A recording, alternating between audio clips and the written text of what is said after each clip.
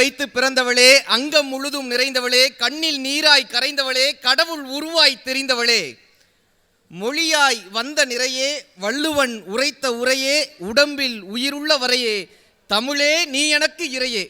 1000 ஆண்டுகள் ஆனாலும் வாசம் மாறா புன்னை இவள், 1000 மொழிகள் வந்தாலும் அத்தனை பேருக்கும் அன்னை இவள், பருவம் மாறா குமரி இவள், பட்டினத்தாரையும் மயக்கியவள். தமிழே உலகின் முதல் மொழி, இவள் தானாய் வளரும் பெருவெளி, எல்லா மொழியும் அதன் வழி, இவள் தாய்மொழிக்கெல்லாம் தாய்மொழி. அன்னை தமிழை உங்கள் அத்தனை பேரினுடைய பெரிய கைதட்டலோடு, பரவாயில்ல கைதட்டலாம், பேய் படம் பார்க்குற மாதிரி பார்க்கப்படாது. இந்த தம்பி ஏதோ வேட்டி சட்டை கட்டிட்டு வந்துட்டு தமிழ் பாடம் எடுக்க போறியா ஏங்கா, வரும்போதே ஒரு அக்கா வைப்ரேஷன் போர்ட்லேயே இருந்துச்சு, தம்பி நீங்கள் தானே அப்படின்னு. நமக்கு பார்க்குறதுக்கே பயம். வரும்போது ஒரு டீ கடை இல்லைங்க, டீ குடிச்சிக்கிட்டு இருக்கும்போது ஒரு அக்கா வைப்ரேஷனோடைய ஃபோன் எடுத்துகிட்டு, இந்த ஃபோனில் நீங்கள் தானே அப்படின்னு. இந்த நீங்கள் தானேன்னா நான் என்னன்னு நினைக்கிறது, நீங்கள் தானே நீங்கள் தானே சொல்லுங்க காரணே, நீங்கள் தானே காலையில் சன் டிவியில், ஆமாம் காரணே காலையில் 8 மணிக்கு, ஆமாம் ஜோசியம் சொல்லுவீங்களா, அது நீங்கள் தானே அப்படின்ட்டுச்சு. ஜோசியம் சொல்லுவேன், இதுக்கு அந்த அக்கா திட்டிட்டு போயிருக்கேன். ஆனால் நல்லா இப்படி சிரித்து இந்த மாலை பொழுதை ஒரு மகிழ்ச்சிகரமான பொழுதாக மாற்ற வேண்டும் என்று வந்திருக்கக்கூடிய இந்த பெரம்பலூர் மக்கள் அத்தனை பேருக்கும் ஒரு பெரிய கைதட்டலோடு இந்த நேரத்தில் நன்றி பாராட்டி, எனக்கு என்ன ஒரு பெரிய சந்தோஷம்னா, அடுத்த தலைமுறையைச் சேர்ந்த இளைஞர்கள் வந்திருக்கீங்க பார்த்தீங்களா, உங்களுக்காக ஒரு மிகப்பெரிய ஒரு நன்றியா. இந்த காலேஜில் போய் பேச போனாலே, இன்றைக்கி இருக்கிற இந்த ஜென்சி தலைமுறைகிட்ட காலேஜில் போய் பேச போனாலே முறைச்சி பார்க்குறான். ஒரு பொண்ணெல்லாம் காலேஜில் பேசி முடிச்சோன்னு சொல்லிச்சு, அண்ணா நீங்கள் இந்த யூடியூப்பில் வருவீங்களா, ஆமாம்ப்பா அண்ணே, யூடியூப்லேயே வர வேண்டியதானே, எதுக்கு எங்கள் காலேஜுக்கு வந்தீங்க அப்படின்னுச்சு. ஏம்மா அப்படின்னே, யூடியூப்னா இப்படி ஸ்வைப் பண்ணிட்டு போயிடுவோம், நேரில் முடியாதுண்ணே, 40 நிமிஷம் பேசுவேன். அந்த அக்கா அனுபவிச்சு சிரிக்கிறாங்க, அவமானப்பட்டு வந்திருக்காங்க.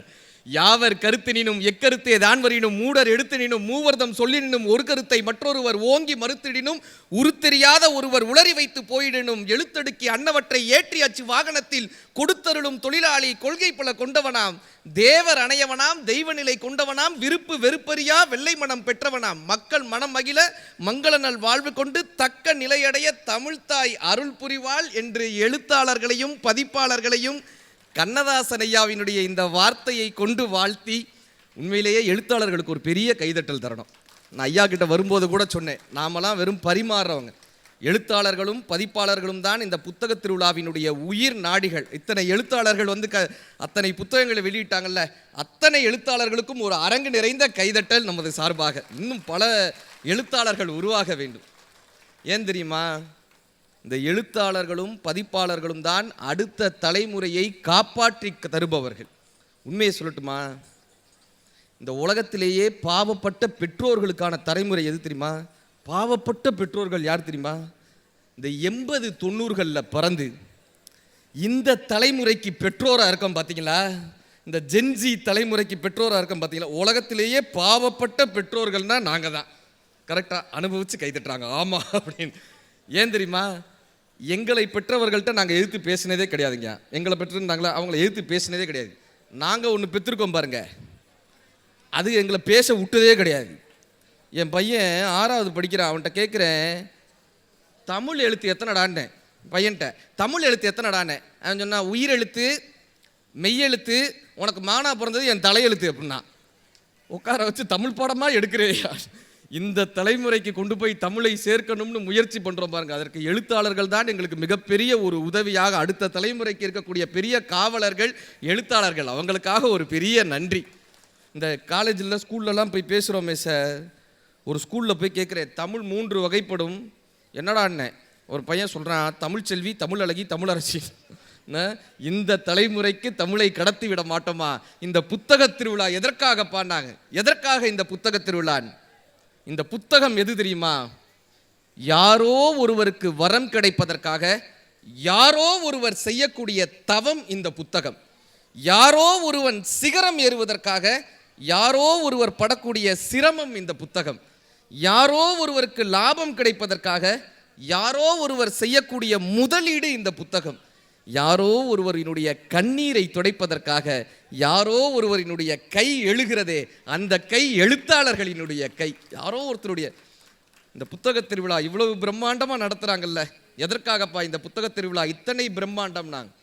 ஒரு புத்தக திருவிழா வளரும் போது, ஒரு புத்தக திருவிழா நடந்தால் மொழி வளரும், மொழி வளர்ந்தால் இனம் மிளிரும், இனம் மிளிர்ந்தால் தலைமுறை வளரும், இந்த தலைமுறை வென்றால் நாளை இந்த தமிழ் படை ஜெயிக்கும் என்கிற ஒரு மாபெரும் நம்பிக்கையோடு, எங்கள் தமிழ் படை ஜெயித்து விடாதா என்கிற ஒரு மாபெரும் நம்பிக்கையோடு இந்த புத்தக திருவிழாவை மாவட்டம் தோறும் நடத்தி கொண்டிருக்கக்கூடிய, அத்தனை மாநிலங்களுக்கும் உதாரணமாக நடத்தி கொண்டிருக்கக்கூடிய தமிழக அரசிற்கு ஒரு பெரிய கைதட்டலோடு இந்த நேரத்தில் நன்றி பாராட்டி, இந்த அற்புதமான புத்தக திருவிழாவை நடத்தி கொண்டிருக்கக்கூடிய பெரம்பலூர் மாவட்ட நிர்வாகத்தின் மாவட்ட ஆட்சி தலைமையாக அம்மா அமர்ந்திருக்காங்க மேடையில்.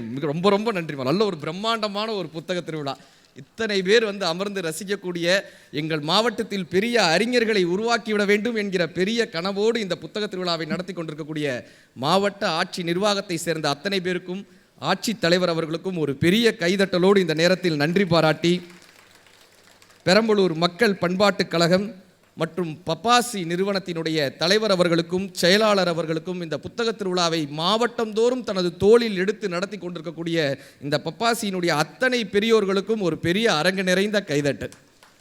சார், உண்மையிலேயே சந்தோஷமாக இருக்கு. இந்த பெரம்பலூரில் சாதாரண மண் கிடையாது. இந்த பெரம்பலூர் எப்படிமா காவேரியின் கரங்கள், காவேரியின் கரங்கள் கனிவை கொடுக்கிறது. பெரம்பலூர் காவேரியின் கரங்கள் கனிவை கொடுக்கிறது. ரஞ்சன் கோட்டை வரலாற்றை உரைக்கிறது. காவேரியின் கரங்கள் கனிவை கொடுக்கிறது. ரஞ்சன் கோட்டை வரலாற்றை உரைக்கிறது. மக்கள் மனங்கள் மகிழ்ச்சியாய் இருக்கிறது. பச்சை மலை போல் பசுமையாய் செழிக்கிறது. சாத்தனூரில் மரங்கள் பாறையாய் இருக்கிறது. சாத்தனூரில் மரங்கள் பாறையாய் இருக்கிறது. இந்த பெரம்பலூரில் மக்கள் மனங்கள் பாரியாக இருக்கிறது. மக்கள் மனங்கள் பாரியாக இருக்கிறது.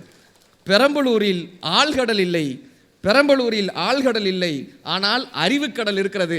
அதனால் தான் புத்தக திருவிழா இங்கு 10 ஆண்டாய் ஜெயிக்கிறது. பெரம்பலூரில் ஆழ்கடல் இல்லை, அறிவுக்கடல் இருக்கிறது. அதனால் தான் புத்தக திருவிழா இங்கு 10 ஆண்டுகளாய் ஜெயிக்கிறது. உண்மையிலேயே ஒரு பெரிய மகிழ்ச்சி. கைதட்டின 4 பேருக்கு நன்றி. உங்கள் ஊரை பற்றி தான் கவிதை எழுதிட்டு வந்திருக்கேன். ஒருத்தர் நம்ம ஊரை பற்றி கவிதை எழுதிட்டு வந்திருக்கானே, இப்போ தான் நீங்கள் சீரியல் டிஸ்கஷன் நடத்திக்கிட்டு இருக்கீங்க. பரவாயில்ல. ஒரு புத்தக திருவிழாவில் போய் முன்னாடி ஒருத்தருங்க ஒரு புக்கு வச்சுருக்காரு, கையில் மிளகா பஜ்ஜி வச்சுருந்தாங்க. பேசிகிட்டு இருக்கும்போது எப்படி அந்த புத்தகம் எப்படி இருக்குன்னு அந்த பையன் சொன்ன, உப்பு கொஞ்சம் கம்மியாக இருக்குன்னா, எது மிளகா பஜ்ஜி. நல்ல முன்னாடி உட்காந்து நல்லா ரசிக்கக்கூடிய மக்கள் மத்தியில் பேசுவதில் ஒரு பெரிய மகிழ்ச்சி. இதில் இன்னொரு பெரிய சந்தோஷம் என்னென்னா, இந்த மேடையில் உட்காருவதற்கு எனக்கு கொஞ்சம் பயமாகவே இருந்தது. மேடையில் உட்காருவதற்கு உண்மையிலேயே நாம் தகுதியானவர்களா என்று நினைக்கும் அளவிற்கு, யார் தருவார் இந்த அரியாசனம், புவி அரசோடு எனக்கும் இந்த செரியாசனம்னு ஒரு பாடல் வந்ததில்லை. ஐயாவினுடைய அந்த கவிதைகள்லாம் படித்து மேற்கோளாக பேசியவர்கள் நாங்கள். ஐயாவின் பக்கத்தில் அமருவதற்கு, அதாவது ஒரு திரியால் ஏற்றப்படும் சுடரை, திரியால் ஏற்றப்படும் சுடரை விளக்கு தருகிறது. திரியால் ஏற்றப்படும் சுடரை விளக்கு தருகிறது. கவியால் ஏற்றப்படும் சுடர்தான் வாழ்க்கை விளக்கத்தை தருகிறது. அப்படி தனது கவி சுடர் மூலமாக எத்தனையோ பேர் வாழ்க்கையில் விளக்கேற்றி வைத்த எங்கள் கவிதை பித்தன் ஐயா அவர்களுக்கு ஒரு பெரிய கைதட்டலின் மூலமாக இந்த நேரத்தில் நன்றி பாராட்டி, அடுத்ததாக எங்கள் அக்கா பட்டிமன்றத்தில் நாயகி, பட்டிமன்றத்தில் நாயகி, பாட்டு மன்றத்தில் பாடகி, கம்பன் கழகத்தில் சேவகி, தெய்வ உரையில் தேவகி, அவர்கள்தான் எங்கள் புதுக்கோட்டை பாரதி. மிகப்பெரிய ஒரு பேச்சாளர். அவர்களெல்லாம் பார்த்து பார்த்து பார்த்து கவலைப்படாங்க, தமிழ் பாடம் எடுக்க போகிறதில்ல, பூமருன்றாங்க. ஏதாவது இந்த மாதிரி கவிதை சொன்னார், பிரதர் பூமராக நல்ல ஒரு அற்புதமாக தமிழை கொண்டாடக்கூடிய இந்த தருணத்தில் எதுக்காகப்பா இந்த புத்தக திருவிழான்னாங்க. உண்மையிலே கேட்டால் நாமெல்லாம் வாழ்கிறோம், ஆனால் வாழ்கிறோமான்னு ஒரு கேள்வி வருதில்லை. கரெக்டாக? இப்போ ஒரு ஃபங்க்ஷன் நடந்துருச்சு, ஏதோ ஒரு பொங்கலோ ஃபங்க்ஷன் ஆயிடுச்சுன்னா என்ன பண்ணுறோம், நம்ம இப்போ புத்தக திருவிழாக்கு வரோம், உடனே ஒரு செல்ஃபி எடுத்து ஸ்டேட்டஸ் போட்டுருவோம்ல, சிரிச்சுக்கிட்டே இருக்கிற மாதிரி ஒரு ஸ்டேட்டஸ் போடுறோம்ல. ஒரு பொங்கல் முடிஞ்சிருச்சுன்னா அப்படி எல்லாரும் ட்ரெஸ் மாட்டிட்டு ஒரு ஸ்டேட்டஸ் போடுறோம்ல. உண்மையிலேயே இந்த குடும்பத்தில் மகிழ்ச்சியாக வாழ்கிறோமான்னு ஒரு கேள்வி வருதில்லை. எல்லார் வீட்லேயும் ஃபேமிலின்னு ஒரு குரூப் இருக்கா? வாட்ஸ்அப்பில் யாரும் யார்ட்டையும் பேசுகிறதே கிடையாது. இந்த குரூப்பில் தான் பேசிக்கிறாங்க ஃபேமிலியில். அம்மா தோச்சா ரெடியா, அந்த அம்மா அங்கேயும் அனுப்புது, தோச்சா ரெடி, உனக்கும் கிடையாது உங்கள் அப்பனும் கிடையாது, 2 பேரும். உண்மையிலேயே ஸ்டேட்டஸ் போடுகிறோமே, மகிழ்ச்சியாக இருப்பது போல ஸ்டேட்டஸ் போடுறோம்ல, ஆனால் மகிழ்ச்சியாக இருக்கிறோமா? நாமெல்லாம் வாழ்கிறோம், ஆனால் வாழ்கிறோமான்னு ஜெயகாந்தன் ஒரு கேள்வி கேட்பார். நாம் நினைக்கின்ற வாழ்க்கைக்கும், நாம் எப்படி வாழ வேண்டும் என்று நினைக்கின்ற வாழ்க்கைக்கும், நாம் எப்படி வாழ்கிறோமோ இந்த வாழ்க்கைக்கும் இடையிலான ஒரு போராட்டத்திலேயே நம் வாழ்க்கை முடிவடைஞ்சிருது. என்ன நல்ல மகிழ்ச்சியாக இருக்கிற மாதிரி காட்டிக்கிறோம் சார். பொங்கல் அப்போ என் ஒய்ஃபு மஷ்ரூமில் பொங்கல் பண்ணாங்கய்யா. இந்த யூடியூப்பை பார்த்துட்டு அம்மா சிரிக்கிறாங்க. மஷ்ரூமில் பொங்கல் பண்ணாமா? வெண்பொங்கல் கேள்விப்பட்டிருக்கோம், எங்கள் வீட்டில் மஷ்ரூம் பொங்கல். அதை பண்ணி ஃபோட்டோ எடுத்து ஸ்டேட்டஸில் போட்டாங்க. 250 பேர் லைக் பண்ணான். நான் பண்ணலையே, மற்றவெல்லாம் அதை பார்த்தவே, நான் தான் அதை சாப்பிட்டவே. ஸ்டேட்டஸ் போட்டுக்கிறோங்க நம்ம எல்லாம் சந்தோஷமாக, எங்கள் வீட்டில் எல்லா நாளும் கார்த்திகைன்னு ஸ்டேட்டஸ். ஆனால் சிரிக்கிறோமா? அவ்வளோ மகிழ்ச்சியாக இருக்கிறோமா? இந்த வாழ்க்கை போராட்டமானதா? இந்த வாழ்க்கை சவாலானதா? இந்த வாழ்க்கை கஷ்டமானதா?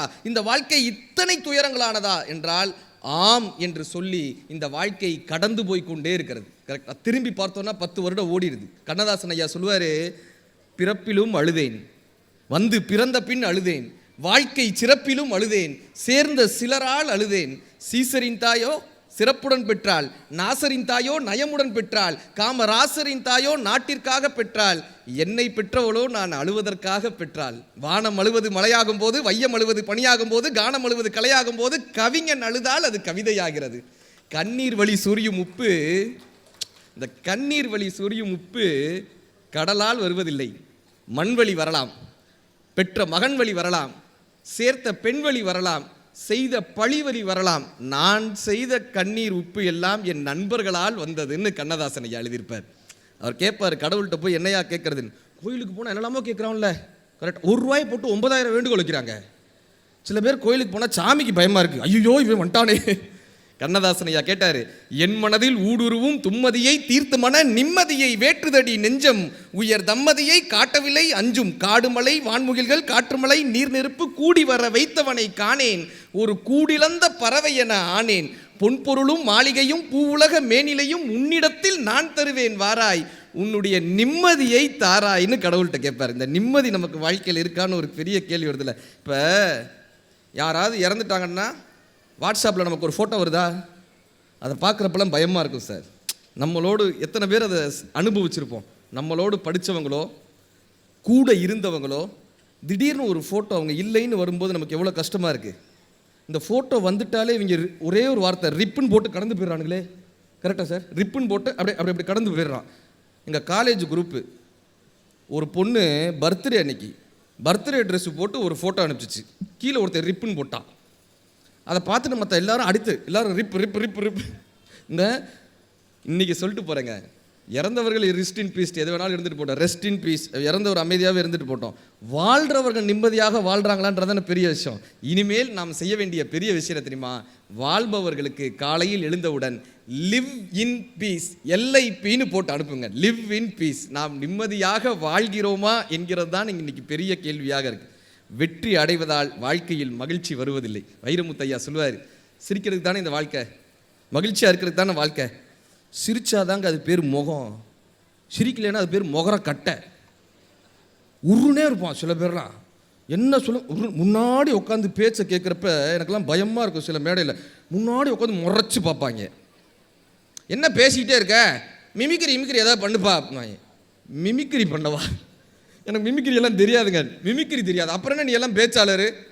எனக்கு என்ன பயம்னா, அடுத்தவன் என்ன கேட்பான்னு எனக்கு தெரியாது. மேஜிக் பண்ணுவானா, ஏதாவது தலையை விடுவான். முன்னாடி உட்காந்து முறைச்சி பார்ப்பாங்க சார். நமக்கு பயமாக இருக்குது, சட்டை பட்டன் கலண்டுருச்சா, வேட்டி கலண்டுருச்சா. மகிழ்ச்சி, நீ நான் நாம் எல்லாம் மகிழ பிறந்தவர்கள், நிலவின் ஒளியை குடிக்க பிறந்தவர்கள், நீலவான் வெளியை இழுக்க பிறந்தவர்கள், மரிக்கும் வரைக்கும் மகிழ பிறந்தவர்கள். ஏன் தெரியுமா?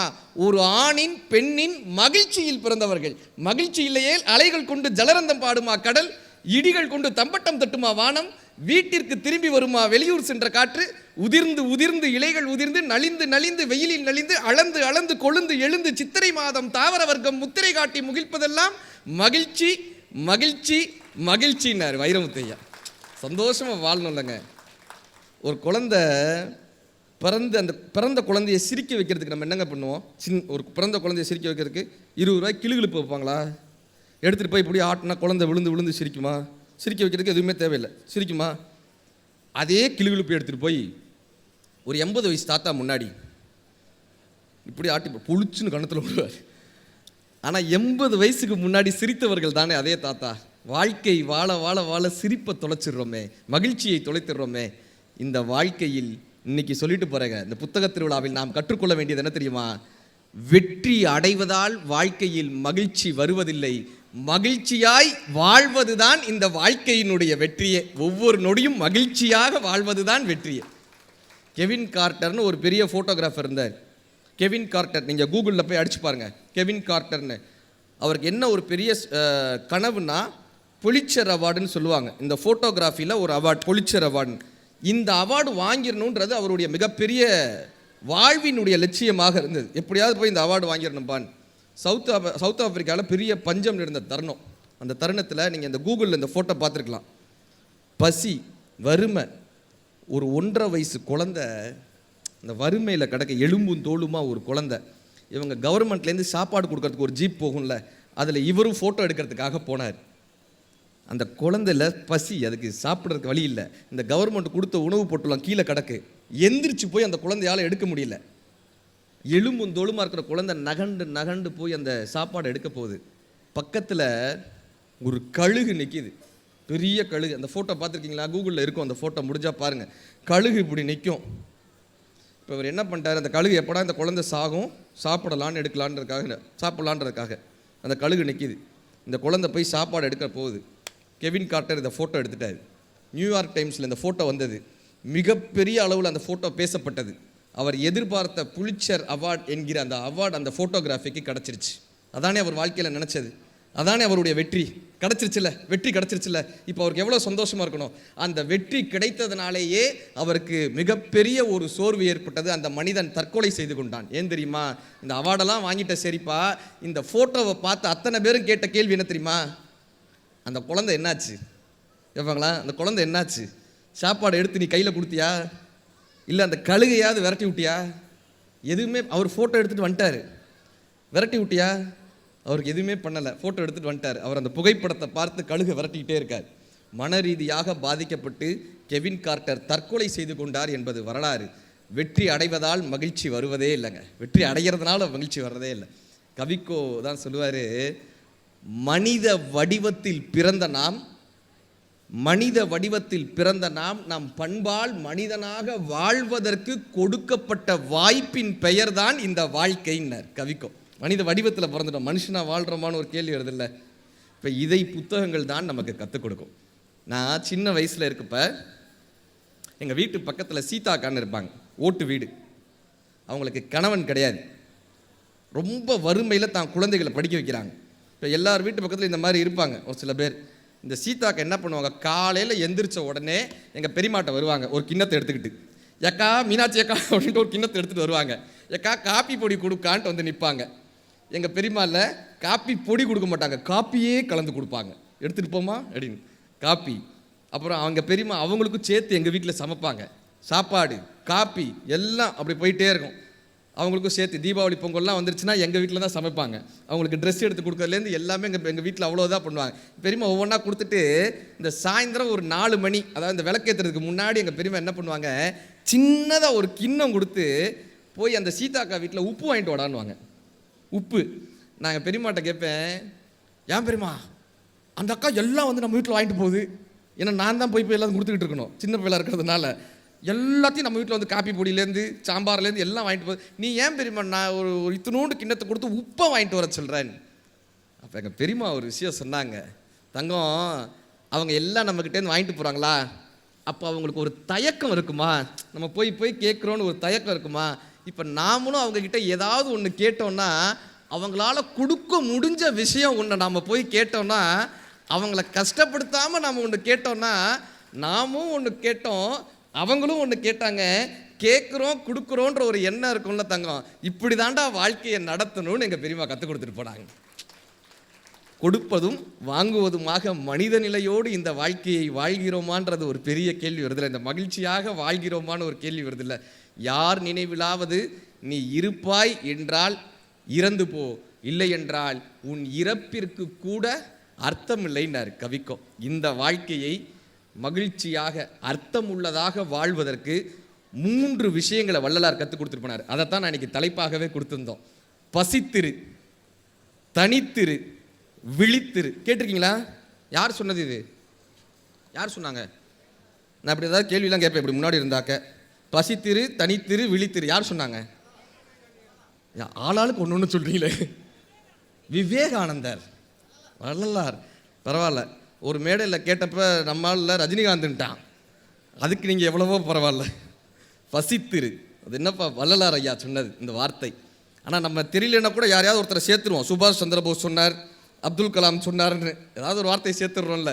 பசித்திரு, என்னப்பா பசித்திருதுனாங்க. இந்த வாழ்க்கையில் எங்கே எதை கற்றுக்கலான்ற ஒரு ஆர்வம் இருக்குல்ல, எங்கே போகலாம், எதை கற்றுக்கலாம், எப்படியெல்லாம் கற்றுக்கலான்னு ஒரு ஆர்வம் இருக்குல்ல.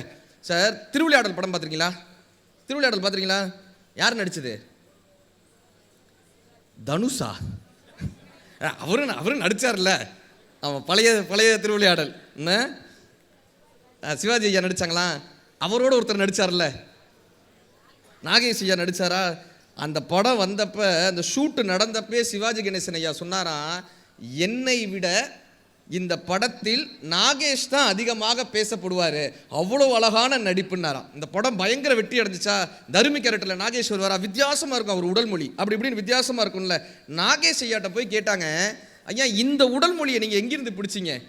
இந்த உடல் மொழியை நீங்கள் எங்கிருந்து பிடிச்சிங்க? வித்தியாசமான ஒரு உடல் மொழி, இது எங்கிருந்து பிடிச்சிங்க? நாகேஷ் சார் சொன்னார், எங்கள் ஊர் மயிலாப்பூர் கபாலீஸ்வரர் கோயில் இருக்கும், அதை சுற்றி ஒரு மனநலம் பாதிக்கப்பட்டவர் இருந்தார், ஒரு பைத்தியக்காரர் இருந்தார். நான் ஒரு வாரம் போய் அவர் பக்கத்துலேயே உட்காந்துக்கிட்டேன். இந்த மனநலம் பாதிக்கப்பட்டவர் என்னடா பண்ணுறாருன்னு பக்கத்தில் உட்காந்து பார்த்துக்கிட்டே இருந்தேன். அவர் தனக்குத்தானே ஏதோ பேசுவார், இந்த கோயிலை சுற்றி வருவார், திடீர்னு ஏதோ பையெல்லாம் எடுத்து வச்சுப்பார், அதை எடுத்து கொண்டு போய் குட்டுவார். ஒரு வாரம் அவருடைய உடல் மொழியை அப்படியே பார்த்தேன். அந்த உடல் மொழியை நான் அப்படியே கொண்டு போய் திரைப்படத்தில் செய்தேன், அது மிகப்பெரிய வெற்றி அடைஞ்சதுன்னார். நாம் கற்றுக்கொள்ள வேண்டும் என்று நினைத்தால் ஒரு பைத்தியத்திடமிருந்து கூட கற்றுக்கொள்ளலாம்.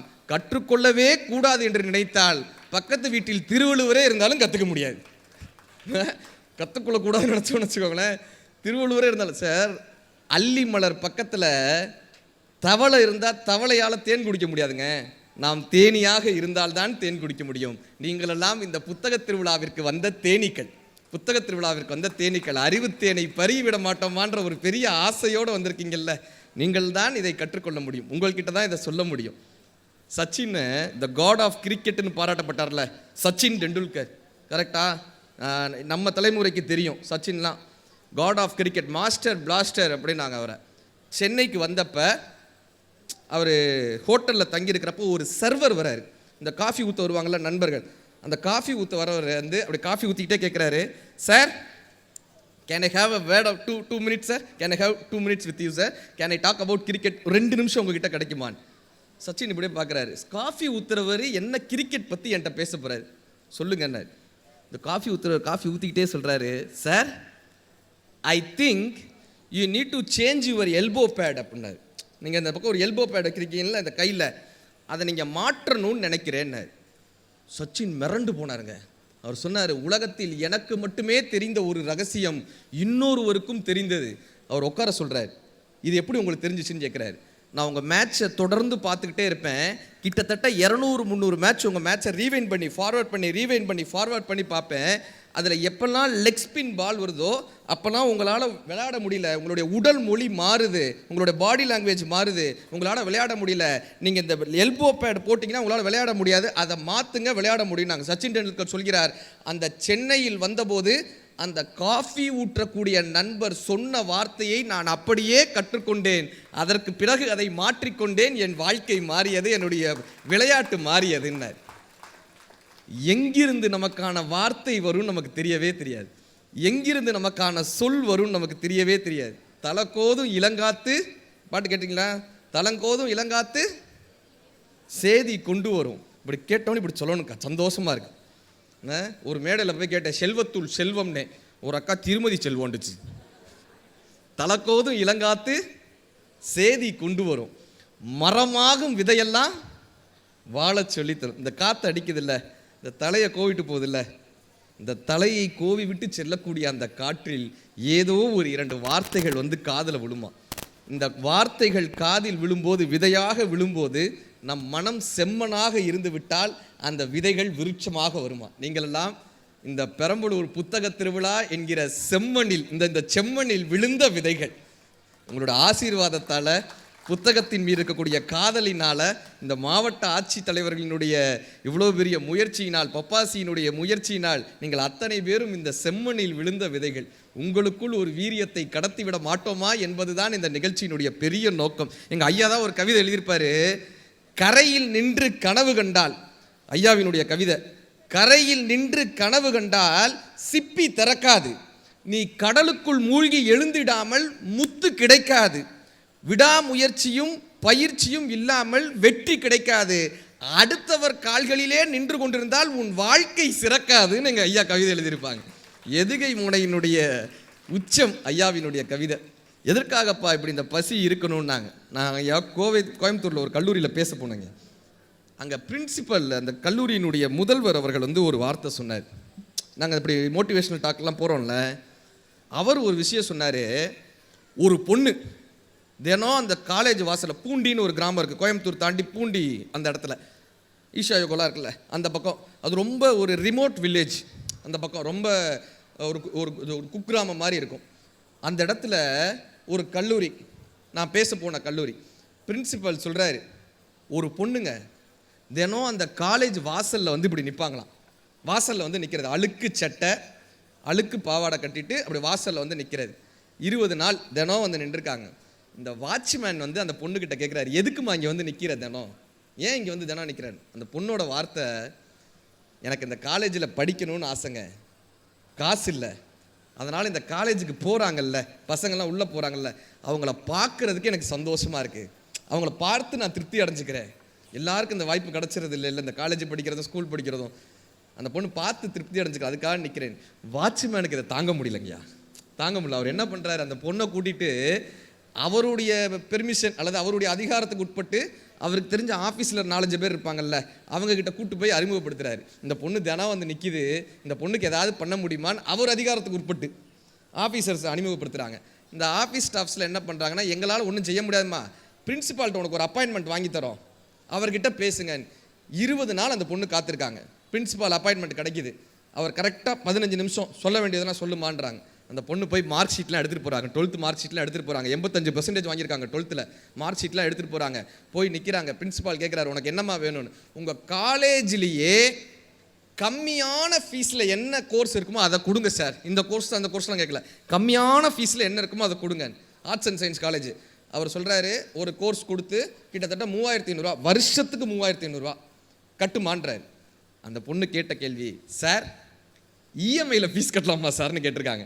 இஎம்ஐயில் உன்னால் என்ன முடியுமோ கட்டுமான்ட்டார். 100 ரூபா. பிரின்சிபல் சொல்கிறாரு, 100 ரூபா 200 ரூபா 300 ரூபான்னு மொதல் வருஷம் 3500 ரூபா அந்த பொண்ணு கட்டிட்டாங்க. சொல்லி பிறக்கிற பொண்ணு தானே, 3500 ரூபா கட்டிட்டாங்க. 2வது வருஷம் 2500 ரூபாய் ஏதோ ஒன்று கட்டியிருக்காங்க. 3வது வருஷம் சார் ஐபிஎம்னு ஒரு கம்பெனி ஆஃப் கேம்பஸ் நடத்துகிறாங்க. அந்த கல்லூரியில் ஒரு லைப்ரரி இருக்குது. அந்த லைப்ரரியில் ஒரே ஒரு கம்ப்யூட்டர் இருக்குது, அதில் மட்டும்தான் இன்டர்நெட் இருக்குது.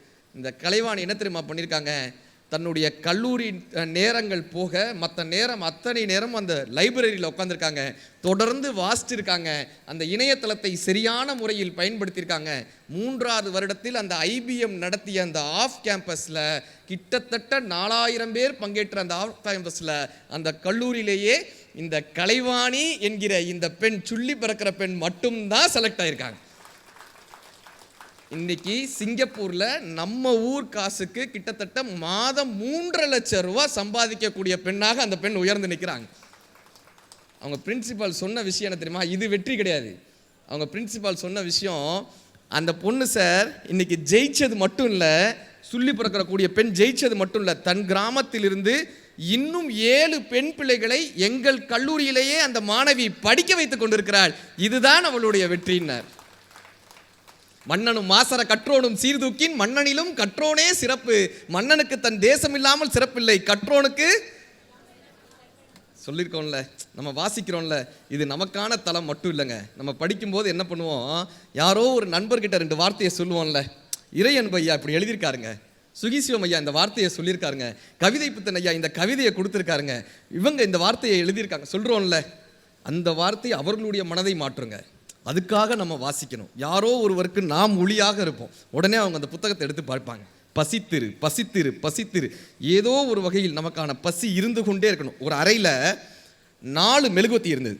4 மெழுகுவத்தி காத்தடிச்சிச்சு. மெழுகுவத்தி உடனே அடைஞ்சிச்சு. அந்த மெழுகுவத்தியின் பெயர் பணம். உடனே அடைஞ்சிருச்சு. 2வது மெழுகுவத்தி கொஞ்ச நேரம் கழிச்சு அடைஞ்சிச்சு. அதன் பெயர் உறவு. 3வது மெழுகுவத்தி கொஞ்ச நேரம் தாக்கு பிடிச்சி அடைஞ்சது. அதன் பெயர் நட்பு. 4வது மெழுகுவத்தி எத்தனை காற்றடித்தாலும் எத்தனை புயல் வந்தாலும் அப்படியே நின்று எரிந்து கொண்டே இருந்தது. காற்றை ஜெயித்து அந்த மெழுகுவர்த்தி எரிந்து கொண்டே இருந்தது. அதன் பெயர் தன்னம்பிக்கை. அந்த மெழுகுவத்தியின் பெயர் தன்னம்பிக்கை. மற்ற 3 மெழுகுவத்தியும் அது ஏற்றி கொடுத்தது. இல்லையா? அதிக நேரம் இருக்காது அதிர்ஷ்டம், எப்பொழுதும் கிடைக்காது சிபாரிசு, எந்நேரமும் கிடைச்சிடாது உதவி. ஆனால் எப்பொழுதும் ஜெயிக்கும் தன்னம்பிக்கை. எப்பொழுதும் ஜெயிக்கும். அந்த தன்னம்பிக்கை நமக்குள்ளே வரணும்னா வாசிப்பு பழக்கம் நமக்குள்ளே இருக்கணும். பசித்திருத்தல் எப்பொழுதுமே. அடுத்து என்ன பண்ணா? தனித்திருத்தல், இண்டிவிஜுவாலிட்டி. நம்ம என்ன பண்ணுறோம்? தனிச்சிருக்கோன்னா போய் எங்கிட்டாவது ஓரம் தனியாக உட்காந்துக்கிறது கிடையாது. தனித்திருத்தல் என்ன தெரியுமா? ஒரு சின்ன பையன், ஒரு 8 வயசு 9 வயசு இருக்கிற மாதிரி ஒரு சின்ன பையன், அவங்க தாத்தா கூப்பிட்றாரு. என்ன மாதிரியே ஒரு உத்தராட்செல்லாம் மாட்டிட்டு அந்த பையன் நிற்கிறான். தாத்தா கூப்பிட்றாரு, நீ என்ன படிக்கலான் இருக்க? சமஸ்கிருதம் படி, தேவலோகத்தில் போய் நல்லா இருக்கலாம், மேலோகத்தில் போய் நல்லா இருக்கலாம், சமஸ்கிருதம் படி. சரி, இல்லாட்டினா ஆங்கிலம் படி, பூலோகத்தில் நல்லா இருக்கலாம். நீ சமஸ்கிருதம் படிக்க போறியா ஆங்கிலம் படிக்க போறியான்னு கேட்டார். அந்த பையன் சொன்னா, நான் தமிழ் படிக்க போகிறேன் அப்படின்னா. டேய், சமஸ்கிருதம் படித்தா மேல் உலகத்தில் நல்லா இருக்கலான்றேன், ஆங்கிலம் படித்தா கீழ் உலகத்தில் நல்லா இருக்கலான்றேன், நீ தமிழ் படிக்கிறேன்ற. அந்த பையனுடைய வார்த்தை, தமிழ் படித்தால் மேலுலகத்திலும் நல்லா இருக்கலாம், பூலோகத்திலும் நல்லா இருக்கலாம், நான் தமிழ் படிப்பேன் என்று சொன்னவர் தான் உவே சாமிநாத ஐயர் அவர்கள். அத்தனை தமிழ் தாத்தான்னு கொண்டாடுறோம்ல. தனித்து இருப்பவர்கள் தான் தலைவர்களாக இருக்க முடியும். சார், தென்னாப்பிரிக்காவில் மகாத்மா காந்தி அவர்களுக்கு முடியை வெட்ட மாட்டோன்ட்டாங்க. தெரியும் சம்பவம் கேள்விப்பட்டிருப்போம்ல. முடி வெட்ட மாட்டோன்ட்டாங்க. அவருடைய நிறத்தை காரணம் காட்டி முடி வெட்ட மாட்டோம்னாங்க. அவரே முடியை வெட்டிட்டார். அவரே தான் முடியை வெட்டிக்கிட்டார். அது ஒரு மாதிரி வித்தியாசமாக இருக்கும்ல. நீதிமன்றத்துக்கு போகிறாரு. அவர் வழக்கறிஞர்ல, நீதிமன்றத்துக்கு போகிறாரு. எல்லாரும் அவரை பார்த்து சிரிக்கிறாங்க. மிஸ்டர் காந்தி, இப்படியா முடி வெட்டிட்டு நீதிமன்றத்துக்கு வருவீங்க, உங்களுக்கு அவமானமா இல்லையான்னாங்க. காந்தியினுடைய வார்த்தை, நிற வேற்றுமையை காட்டி முடிவெட்ட முடியாது என்று சொன்ன நீங்கள் தான் அவமானப்பட வேண்டுமே தவிர என்னுடைய முடியை நானே வெட்டி கொண்டுவதற்காக நான் எப்பொழுதும் அவமானப்படவே மாட்டேன்னாருங்க. இப்படி சொன்னவர் தான் தனித்துவமாக சிந்தித்தவர்கள் தான் தலைவர்களாக இருக்க முடிஞ்சது. நீங்கள் நாட்டில் மட்டுமே இல்லை, வீட்டில் இத்தனை பேர் வந்திருக்கீங்கல்ல, குடும்பத்தில் ஒவ்வொருத்தருமே குடும்பத்தில் தனித்துவமானவங்க. கரெக்டா? ஒவ்வொருத்தரும் வித்தியாசமாக யோசிக்கிறவங்க தான். என்னை விட என் மனைவி வித்தியாசமாக இருக்கிறாள்னு யோசிக்கிறோம்ல, இல்லை என்னை விட என் கணவர் வித்தியாசமாக. இன்னைக்கு சொல்லிட்டு போகிறேன், நம்மை விட நம் வாழ்க்கை துணை வித்தியாசமாக இல்லை, நம்மை போலவே நம் வாழ்க்கை துணையும் வித்தியாசமானவர்களாக இருக்கிறாங்க. நம்மை போலவே. இந்த கல்யாணத்துக்கு வர்றவங்கெல்லாம் வாழ்த்துவாங்க, பார்த்துருக்கீங்களா? கல்யாணத்துக்கு வரவங்களாம் வாழ்த்திருக்காங்களா? ராமரும் சீதையும் போல் வாழ்க, கோவலனும் கண்ணை, இப்படிலாம் வாழ்த்துவாங்க. ஐயா, அம்மா சிரிக்கிறாங்க. வள்ளுவரும் வாசியும் போல் இப்படிலாம் வாழ்த்துறாங்கல்ல. யாராவது ஒருத்தராவது என்னையும் என் மனைவியும் போல் வாழ்கன்னு வாழ்த்தி பார்த்துருக்கீங்களா? பயந்துருவாங்க. அது இன்னும் சில பேர் சொல்லுவாங்க, ஒருவரை ஒருவர் புரிந்து கொண்டு வாழுங்கன்னு. சத்தியமாக நடக்காது. எனக்கு ஒரு 15 வருஷம் ஆயிடுச்சு, ஐயாக்கெல்லாம் பெரியவங்களாம் இருக்காங்க. சத்தியமாக புரிந்து கொண்டுலாம் வாழ முடியாது. இன்னைக்கு சொல்லிட்டு போகிறேன், ஆண் தனித்துவமானவன், பெண் தனித்துவமானவர்கள். ஒரு புத்தகமே வந்திருக்கு, men are from Mars, women are from வீனஸ்னு ஒரு புத்தகமே இருக்குது. நீங்கள் முடிஞ்சால் அந்த புத்தகம் வாங்கி படிங்க. ஒரு ஆணை ஒரு பெண்ணால் புரிந்து கொள்ளவே முடியாது, ஒரு பெண்ணை ஒரு ஆணால் புரிந்து கொள்ளவே முடியாது. அப்போ என்னப்பா புரிஞ்சுக்கலான்னா, புரிஞ்சுக்கவே முடியாதுன்றதை புரிஞ்சுக்கிட்டோன்னு வச்சுக்கோங்களேன், வாழ்க்கை சக்ஸஸ். புரிஞ்சுக்கவே முடியாதுயா சார். அப்படிதான் சார். இப்போ நாங்கள் நிகழ்வு முடிச்சுட்டு வரோம், மேடையிலலாம் இவ்வளோ பேச்சு பேசுகிறோம்ல, வீட்டிலலாம் நம்மளை மியூட்டில் போட்டு வச்சுருப்பாங்க. ஒரு நாள் இரவு 12 மணிக்கு நிகழ்ச்சி முடிச்சுட்டு நானும் என் மனைவியும் ஃப்ளாட்ஸு, எங்கள் ஃப்ளாட்டு கரண்ட் இல்லை, இந்த ஜென்ரல் கரண்ட் இல்லை, எங்கள் வீட்டுக்குள்ளே இன்வெர்ட்டர் இருக்கும், ஜென்ரலாக அந்த இடத்துல கரண்ட் இல்லை. வீட்டை திறக்கணும். நான் கரெக்டாக என் சாவி எடுத்து ஒய்ஃப்ட்ட கொடுக்குறேன். எந்த சாவியில் திறக்கணுமோ அந்த சாவி கொத்தில் சாவியை எடுத்து கரெக்டாக என் வீட்டுக்கார மாட்ட கொடுக்குறேன். நான் இந்த ஃபோனில் லைட்டு போட்டு இப்படி பிடிச்சிக்கிட்டு நிற்கிறேன்.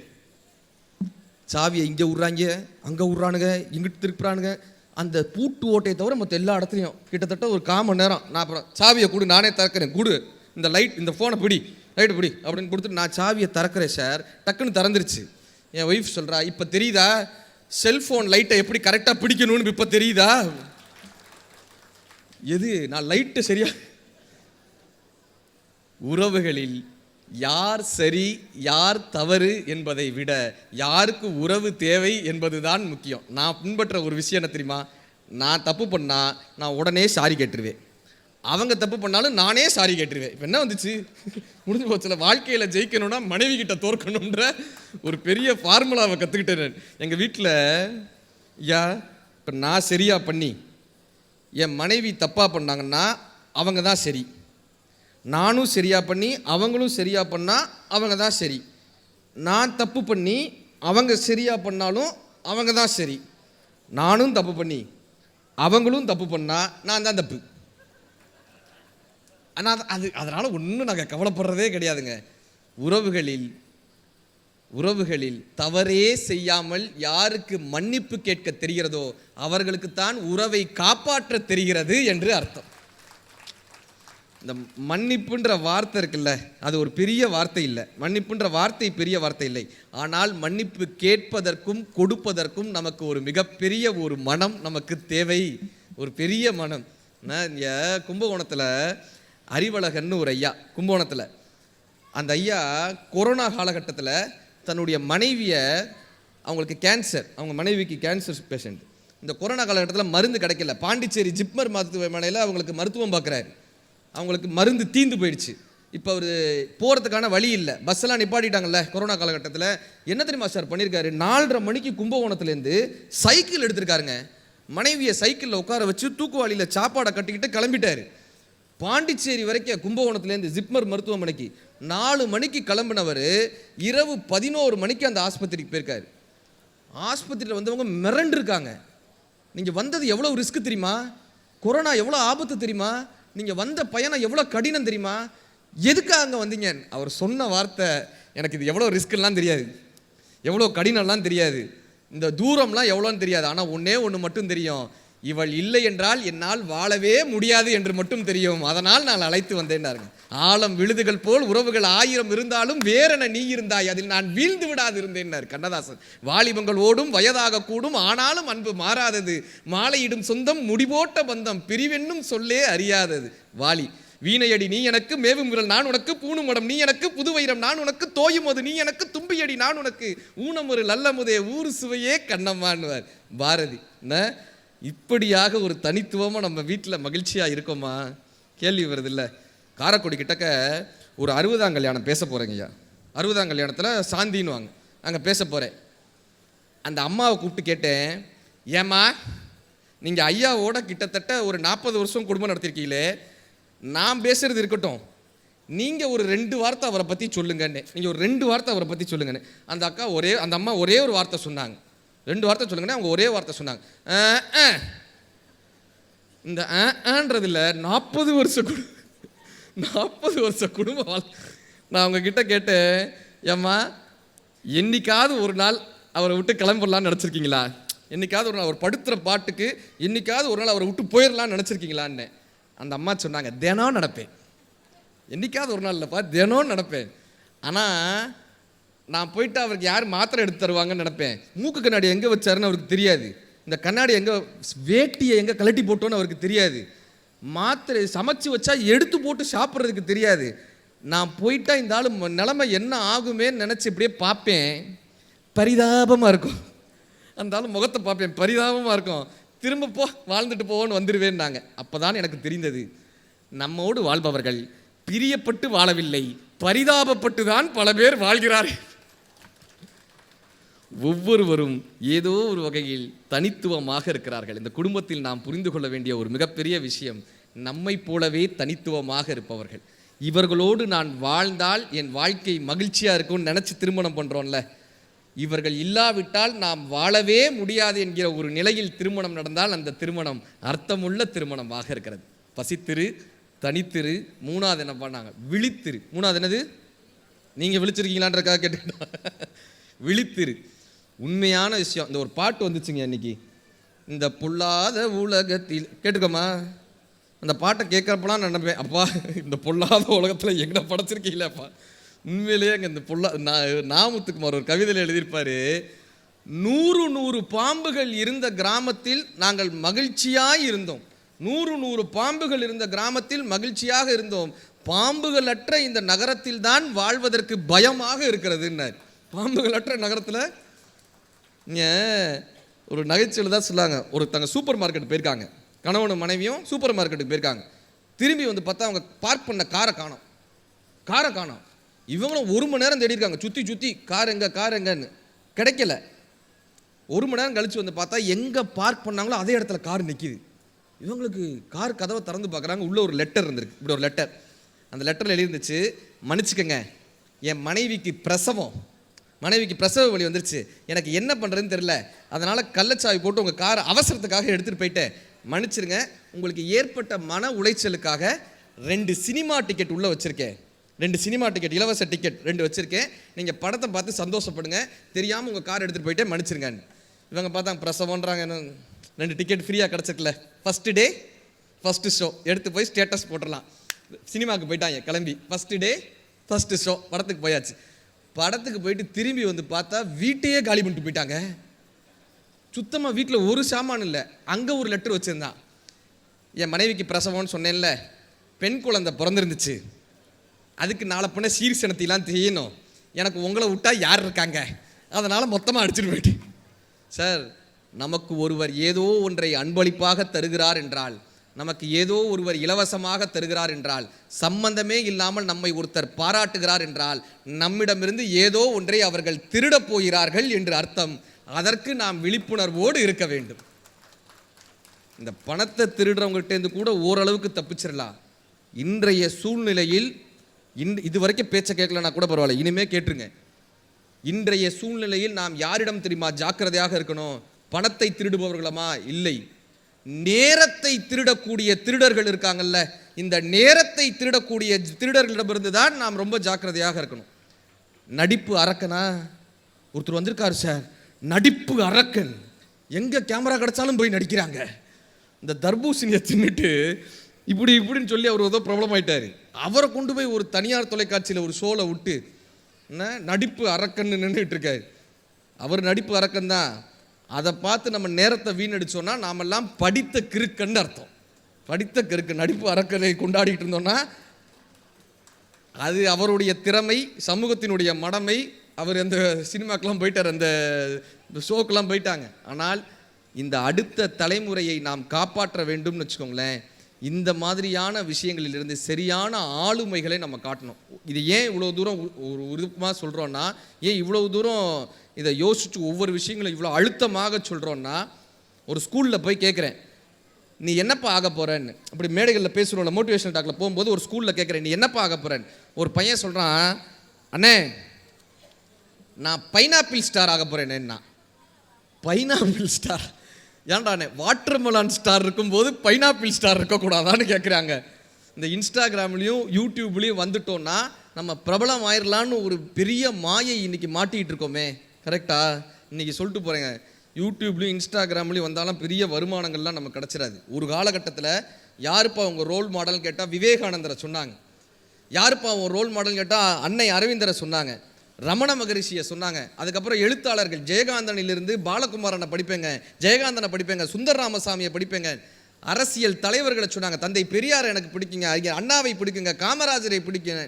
அவர்களை இன்ஸ்பிரேஷனை எடுத்திருந்தாங்க. இன்றைக்கி இந்த சமூக வலைதளங்களில் வரக்கூடிய கோமாளிகளை அடுத்த தலைமுறை ரோல் மாடலாக எடுத்து வச்சுட்டு இருக்காங்களே.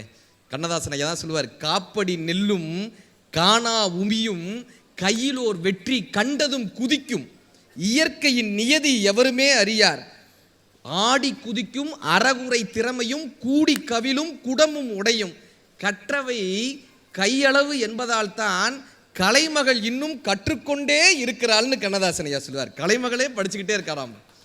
நம்மளுங்க இன்ஸ்டாகிராமில் வந்து 10 லைக் வந்துருச்சுன்னா சார் ஐ ஆம் சக்ஸஸ்ன்றானே, இல்லை ஒரு 4 லைக் வந்துட்டு இவன் தலைவான்றானே. என்னன்னா, இந்த கல்லூரிகளுக்கு இந்த பள்ளிகளுக்கெல்லாம் நாங்கள் வைக்கக்கூடிய பெரிய வேண்டுகோள் என்ன தெரியுமா, இந்த சமூக வலைதளங்களில் வரக்கூடிய கோமாளிகளை தயவு செய்து அடுத்த தலைமுறைக்கு ரோல் மாடலாக, அடுத்த தலைமுறைக்கு முன்னுதாரணமாக காட்டாதீங்க. அடுத்த தலைமுறைக்கு அவர்களை கொண்டு வந்து காட்டினால் நம் குழந்தைகள் கோமாளிகளாக வருவார்களே தவிர ஒருபோதும் கோமகனாக வரமாட்டாங்க. இந்த இந்த கோமாளிகள் வரும்போது தலைவான்னு கத்துறான் சார், சின்ன பயலுக தலைவான்றான். நமக்கு அதை பார்க்குறப்ப பயமாக இருக்குது. இந்த தலைமுறையை பார்க்கும்போது பயமாக இருக்குது. இதை நாங்கள் தான் சொல்ல முடியும். இதை ஒரு பேச்சாளராக நாங்கள் தான் சொல்ல முடியும். இதை வாசித்தவர்களாக நாங்கள் தான் சொல்ல முடியும். ஏன் பாடினா வள்ளுவர் சொன்னார், இனர் உழ்த்தும் நாரா மலரணையார் கற்றது உணர விரித்துரையாதார்னார். படிச்சுட்டு உணர்ந்துட்டு ஒரு விஷயத்தை சொல்லலைன்னா நீங்கள் காகித பூ பாடினார், காகித பூனார். இப்படியான கோமாளிகளை நம்ம குழந்தைகளுக்கு முன்னுதாரணமாக காமிச்சாவன் தலைவான் கத்துறான். கண்ணதாசன் ஐயா கேட்பார், நெருப்பினை நிலவே என்பார், நீசனை தலைவா என்பார், கருப்பினை வெண்மை என்பார், செருப்பையே வணங்கும் இந்த நாட்டில் பிறந்தேனே பாவின்னு கண்ணதாசன் ஐயா சொல்லுவேன். இப்போ யாரப்பா காட்டணும்னாங்க, இன்னைக்கு கிட்டத்தட்ட 500 ஏக்கர் நீர்நிலைகளை தூர்வாரியிருக்கார் விமலா ராகவன் அப்படின்ற ஒரு அற்புதமான ஒரு தம்பி. விமல் ராகவன்ற தம்பி 500 ஏக்கர் நீர்நிலைகளை காப்பாற்றிருக்கார். அவர் அறிமுகப்படுத்துகிறோமா தெரியாது. தன்னுடைய தம்பி இறந்து போயிட்டார்னு சொல்லி கூப்பிட்ட நேரத்துக்கு ஆம்புலன்ஸ் வரல, தம்பியை காப்பாற்ற முடியல. தன்னுடைய சொத்துக்கள் முழுவதையுமாக விற்று ஆம்புலன்ஸ் வாங்கி கொரோனா காலகட்டத்தில் 625 பேருடைய உயிரை காப்பாற்றினார். பாண்டிச்சேரி ராமநாதபுரத்தை சேர்ந்த ஆம்புலன்ஸ் மணி என்பவர். அதில் கிட்டத்தட்ட 65 பேர் கர்ப்பிணி பெண்கள். அவர்களை நமக்கு தெரியுமா? தெரியாது. இந்த தெருவோரமாக நாய்கள் அடிபட்டிருக்குல்ல, இந்த நாய்களையெல்லாம் ஆதரித்து ஒரு மிகப்பெரிய காப்பகத்தை உருவாக்கியிருக்காங்க. கலா குபேந்திரன் அவர்கள். இவங்க கதாநாயகர்கள். இவங்கெல்லாம் நமக்கு தெரியவே தெரியாதுல்ல, இன்ஸ்டாகிராமில் வரவே இல்லைல்ல, சோஷியல் மீடியாவில் லைக்ஸ் வாங்கலைல்ல, இப்படியான மக்களுக்கு ஃபாலோயர்ஸ் இல்லைல்ல. இந்த ஃபாலோயர்ஸ் இல்லாததுனால் உண்மையான கதாநாயகர்கள் யாருன்னே தெரியலை. ஃபாலோயர்ஸ் கல்யாணத்துக்கு போனாக்க பொண்ணு கேட்குது, சார் எத்தனை ஃபாலோயர்ன்றாங்க. என்ன ஃபாலோயர்ஸ் வந்துட்டாக்க பெரிய ஆளுன்ற. நான் கல்யாணம் பண்ணுறப்ப 15 வருஷத்துக்கு முன்னாடி எங்கள் மாமனார் கேட்டார், மாப்பிள்ளை என்ன பண்ணுறீங்க அப்படின்னாரு. பேச்சாளராக இருக்கேங்க. பேச்சாளராக இருக்க, சரி சாப்பாட்டுக்கு என்ன பண்ணுற அப்படின்னாரு. சாப்பாட்டுக்கு போவாங்க, ஏதாவது கொடுப்பாங்க, இந்த பேச்சல் பேசுவோம், ஏதாவது ஓஹோ அப்போ வாயை வாடகை கூட்டிருக்கேன்னு சொல்லுங்க அப்படின்னாரு. நான் ஊருக்குள்ள மோட்டிவேஷனல் ஸ்பீக்கர்னு சொல்லி வச்சு யாரை நம்ம அடுத்த தலைமுறைக்கு அறிமுகப்படுத்துகிறோன்றது ரொம்ப ரொம்ப முக்கியம். There is a difference between popularity and செலிபிரிட்டின்னாங்க. பாப்புலாரிட்டினா யார் தெரியுமா? பிரபலமாக திடீர்னு பிரபலமாக வர்றவர். ஒருத்தர் கடிதாசி படித்து தப்பாக பேசிகிட்டு இருந்தார், அவர் ஒரு நாள் பிரபலமாக இருந்தார். கரெக்டா? ஒருத்தர் இப்படி வரல காமிச்சார், அவர் ஒரு வாட்டி பிரபலமாக இருந்தார். இன்றைக்கி திடீர்னு ஒருத்தர் பிரபலமாக இருப்பார், திடீர்னு காணாமல் போயிடுவாங்க. ஆனால் நம் குழந்தைகளுக்கு காட்ட வேண்டியது பாப்புலாரிட்டி கிடையாது, பிரபலமானவர்களை கிடையாது, கொண்டாடத்தக்கவர்களை நாம் காட்டணும். இன்றைக்கும் ஒரு குடியரசுத் தலைவர் பெயரை சொல்லுங்கன்னா யார் பேரை சொல்கிறோம்? அப்துல் கலாம் ஐயா பேரை சொல்கிறோமா? ஏனென்றால் அவர் கொண்டாடத்தக்கவர். வள்ளுவரை 2000 வருடங்கள் நாம் நினைவு வைத்திருக்கிறோம் என்றால் அவர் கொண்டாடத்தக்கவர். இப்படியானவர்களை அறிமுகப்படுத்துங்க. மேட்டுப்பாளையத்து பக்கத்தில் ஒரு தீண்டாமை சுவர்னு ஒன்று கட்டினாங்க, அது இடிஞ்சு உளுந்தது. 2 குழந்தைங்க இறந்து போனாங்க. அந்த தீண்டாமை சுவர் சம்பவம் எல்லாருக்கும் ஞாபகம் இருக்கும். 2 குழந்தைங்க இறந்து போனாங்க. அந்த ஊர் மக்கள்லாம் அவங்க அப்பா கிட்ட சொல்லி விடுறாங்க, செல்வராஜ் அந்த அப்பா பேர். செல்வராஜ், நீ ஆஸ்பத்திரிக்கு போனால் அந்த டாக்டர்லாம் வந்து குழந்தை உறுப்பை கேட்பாங்க, இதை கொடு அதை கொடுன்னு கேட்பாங்க, எந்த படிவத்திலையும் கையெழுத்து போட்டுறாதான்றாங்க, எதுலையும் கையெழுத்து போட்டுறாத. இவர் போறாரு, தன்னுடைய 2 குழந்தைகளுடைய உடல் கிடக்கு, பிஞ்சு குழந்தைங்க, 2 குழந்தைகளோட எப்படி இருக்கும் மனநில. அவருக்கு இருக்கிற வாழ்க்கையில் இருந்த ஒரே ஆதாரமே அந்த 2 குழந்தைங்க தான். 2 குழந்தைகளோட உடல் கிடக்கு, அழுகை வருது. ஒரு பக்கம் ஆற்றாமையில் இருக்கார். மருத்துவர் வந்து ஒரு படிவத்தை நீட்டுறாங்க, ஐயா உங்கள் குழந்தைகளுடைய கண்ணு நல்லா இருக்கு, அதை தானம் பண்ண முடியுமான்னு ஒரு படிவத்தை நீட்டுறாங்க. இவர் எதுவுமே யோசிக்கலை, அழுகையை தொடச்சிட்டு கையெழுத்து போட்டு வந்துட்டார். இப்போ வந்த மக்கள்லாம் சண்டைக்கு வராங்க, அறிவு இருக்கா அவனுக்கு? நம்ம குழந்தைகளை கொண்டு இருக்காங்க, கண்தானத்துக்கு கையெழுத்து போட்டு வந்திருக்கு, அறிவு இருக்கான்னு. செல்வராஜ் ஐயா சொன்ன வார்த்தை, இனிமே என் கண்ணால் என் பிள்ளைகளை பார்க்கவே முடியாது, ஆனால் அந்த குழந்தைகளினுடைய கண்ணை தானமாக கொடுத்தால் இந்த கோடிக்கணக்கான மக்களினுடைய ஏதோ ஒரு இடத்துல அந்த கண் இருக்கும்ல. நாளைக்கு நான் நடந்து வரப்ப ஒரு நாளைக்கு நான் லட்சக்கணக்கான மக்களை பார்க்குறோம், அந்த மக்களில் ஏதோ ஒரு நாள் என் குழந்தைகளுடைய கண் அங்கே இருக்கும்ல. எனக்கு அவங்க யாருன்னு தெரியாது, ஆனால் இந்த கண்ணுக்கு இதுதான் எங்கள் அப்பான்னு தெரியும்ல. அந்த கண் இந்த அப்பாவை பார்க்கும்ல, அதுக்காக நான் என் குழந்தைகளுடைய கண்ணை தானம் பண்ணேன்னாராங்க. அப்படியான அந்த செல்வராஜ் கதாநாயகர்.